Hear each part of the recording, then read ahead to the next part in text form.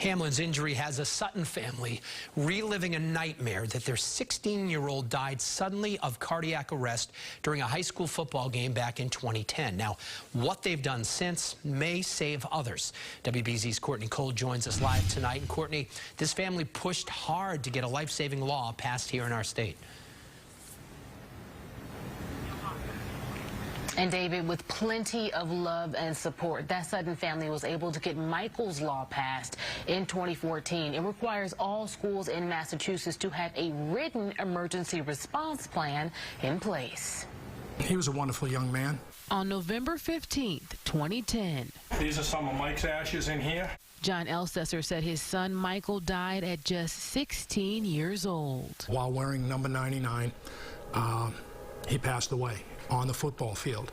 John remembers that day vividly. Second play of the game, he caught a pass, picked up the first down, took a blow to the chest, and got up, tossed the ball to the referee, and then immediately collapsed. Yesterday, familiar feelings came rushing back. The crazy thing, Courtney, is last night watching Monday Night Football, as soon as DeMar Hamlin collapsed, my wife and I, Luann, she knew and I knew that he was in cardiac arrest.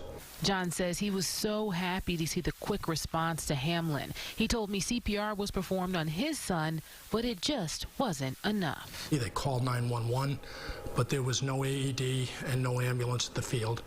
It took 15 minutes for the squad to arrive, and that's too late. From that moment forward, John and his wife Luann made it their mission to implement safety changes on the field with Michael's bill, signed into law by Governor Deval Patrick in 2014. Michael's Law created every school had to have a medical emergency response plan. It really raised the awareness. John didn't know he'd lose a second son, Timothy, to a cardiac issue just 1 year later in 2015. They're here with us. They're all around, and they let us know they're all around, you know. I'm very blessed. If the Hamlin family does see this story, is there any message that you have for them? Continue to pray, continue to trust in God's plan for each and every one of us.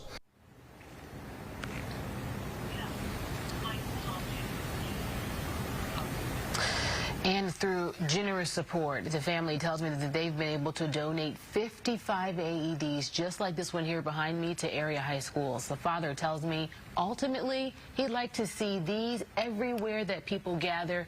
He says because they save lives. Courtney Cole, WBZ News. Back to you guys in the studio. Courtney, thank you.